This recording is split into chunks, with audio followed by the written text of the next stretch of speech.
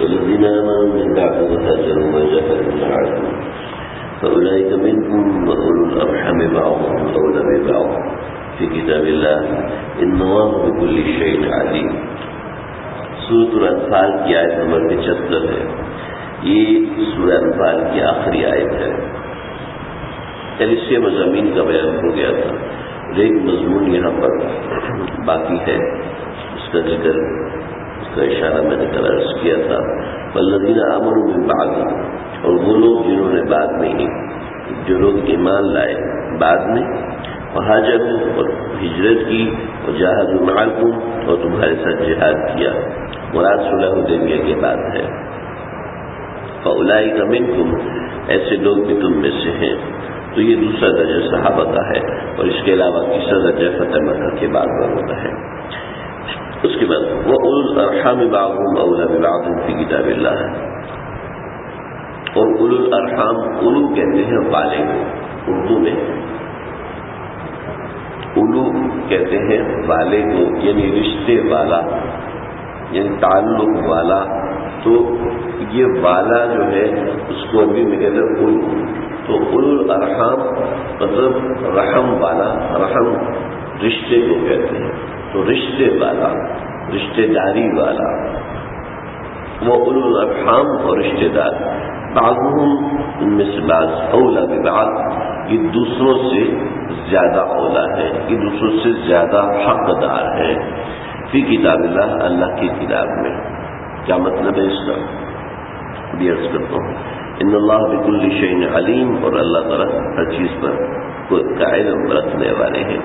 مسئلہ یہ تھا کہ صحابہ کرام کے درمیان وقتی طور پر جو موافقات ہوئی تھی، یعنی بھائی چارہ ہوا تھا، اس وقتی بھائی چارے کے اندر وراثت کا مال بھی ویسے ہی تقسیم ہوتا تھا جیسے وہ جو بھائی بنایا ہے وہ اس کا اصلی بھائی کی طرح ہے. تو یہاں پر اس حکم کو منسوخ کر دیا گیا. جیسے اصلی بھائی کو اصلات نہ ہونے کی وجہ سے مال میں حصہ ملتا ہے، ایسی موافقات کے بعد بھی اس بھائی کو حصہ ملا کرتا تھا. اس آیت نے اس حصے کو منسوخ کر دیا.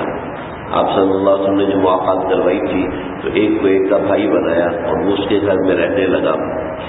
تو یہ جو اس کے اندر وراثت کا مسئلہ تھا، اس وراثت کے مسئلے کو تبدیل کر دیا گیا، اس حکم کو منسوخ کر دیا گیا کہ وہ مسلمانوں کی ایک معاشرتی طور پر کھڑا کرنے کے لیے حکم دیا تھا تاکہ مسلمان معاشرتی طور پر مستحکم ہو جائے، معاشی طور پر مستحکم ہو جائے. جب معاشی طور پر مستحکم ہو جائیں گے تو آگے کے معاملات چلانے آسان ہوں گے.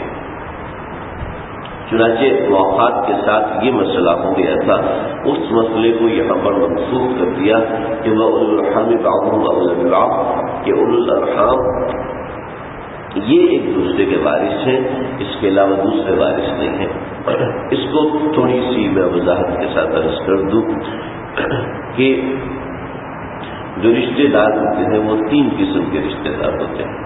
پہلے قسم کے رشتے دار کو کہتے ہیں عصبات، دوسرے قسم کے رشتے دار کو کہتے ہیں ذوی الفروض، اور تیسرے قسم کے رشتے دار کو کہتے ہیں ذوی الارحام.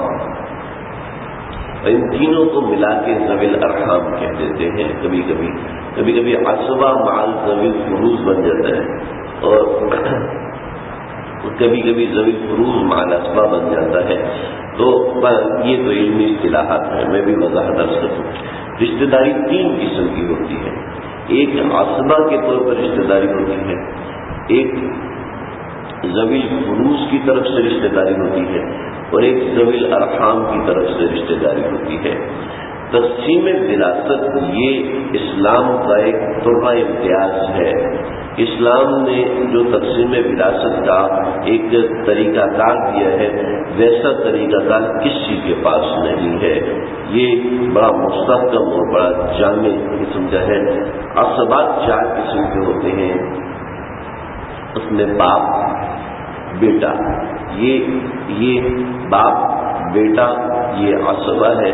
پھر شوہر یہ عصبہ ہے، پھر باپ کا باپ، پھر اولاد کی اولاد. یہ 4 قسم کے عصبات ہوتے ہیں. اور اس کے بعد ذوی الفروض 12 قسم کے ہوتے ہیں. باپ، بیٹا، اس کے بعد بیٹیاں، پھر ان کی بیٹیاں، پھر بھانجیاں، پھر بھتیجے. یہ ذوی الفروض ہوتے ہیں. اور پھر اس کے بعد ذوی الارحام ہوتے ہیں، یعنی ماموں، چچا، یہ جو دور کے رشتے دار ہوتے ہیں. تو جو قریب کے رشتے دار ہوتے ہیں وہ 2 طرح کے ہوں گے، ذوی الفروض اور عصبات. اور جو دور کے رشتے دار ہیں وہ 1 طرح کے ہوں گے، ذوی الارحام. جو وراثت تقسیم ہوتی ہے تو سب سے پہلے عصبات اور ذوی الفروض کو ملتی ہے. ذوی الفروض کا مطلب فرض والے، یعنی کہ جن کو دینا فرض ہے. تو ذوی الفروض کو ملتی ہے جب بھی وراثت تقسیم ہوتی ہے، اور عصبات کو ملتی ہے. اگر عصبات میں سے کوئی بھی نہ ہو، یعنی عصبات میں کوئی فرد نہیں ہے، تو پھر اس کے بعد ذوی الارحام کو ملنا شروع ہو جاتی ہے. ایک مثال بتا رہا ہوں. ایک آدمی کا انتقال ہو گیا ہے، اس کا کوئی بیٹا نہیں ہے، صرف بیٹیاں ہیں اور بیوی ہے. تو اس کا مطلب ہے اس کا کوئی عصبہ موجود نہیں ہے، لہذا اس کی وراثت میں سے اس کے بھائی بہن کو بھی حصہ ملے گا. لیکن اگر کسی آدمی کا انتقال ہوتا ہے اور اس کا بیٹا موجود ہے اور بیٹیاں بھی موجود ہیں، تو پھر ایسا ہوگا کہ اس کے بھائی بہنوں کو مال میں سے کوئی حصہ نہیں ملے گا. ایسے ہی کسی آدمی کا انتقال ہوتا ہے، اس کا والد موجود نہیں ہے، اس کا دادا موجود ہے، تو دادا کو حصہ لازمی ملے گا. اور اگر اس کا باپ موجود ہے اور دادا بھی موجود ہے تو باپ کو ملے گا، دادا کو نہیں ملے گا. اسی طریقے سے دوسری تقسیمیں جو شریعت نے کی ہیں، یوصیکم اللہ فی اولادکم للذکر مثل حظ الانثیین، تو یہاں پر عصبات کو اور ذوی الفروض کو ہٹا دیا ہے. عصبات اور ذوی الفروض کو ہٹا کے اس آیت کے اندر بیان کیا ہے کہ جو ذوی الارحام ہے، یعنی بھائی ذوی الارحام میں سے ہوتا ہے، بہن ذوی الارحام میں سے ہوتی ہے. جب ذوی الفروض اور عصبات میں سے کسی کو حصہ عصبات میں جب عصبات نہیں ہیں تب ذوی الارحام کو حصہ ملتا ہے. تو یہاں پر یہ بتایا گیا ہے کہ جو ذوی الارحام میں سے بھائی ہے اسی کو حصہ ملے گا، مواقعات کی وجہ سے جو بھائی ہے اس کو حصہ نہیں دیا جائے گا. یہ کچھ میں نے معلوم نہیں سمجھ میں آیا ہے کہ نہیں آیا، لیکن میں نے آیت کو سمجھنے کے لیے یہ 3 چیزیں ضروری ہیں: عصبات، ذوی الفروض اور پھر ذوی الارحام. تو عصبات ذوی الفروض کا حصہ تو پکا ہے جو شریعت نے بتا دیا ہے.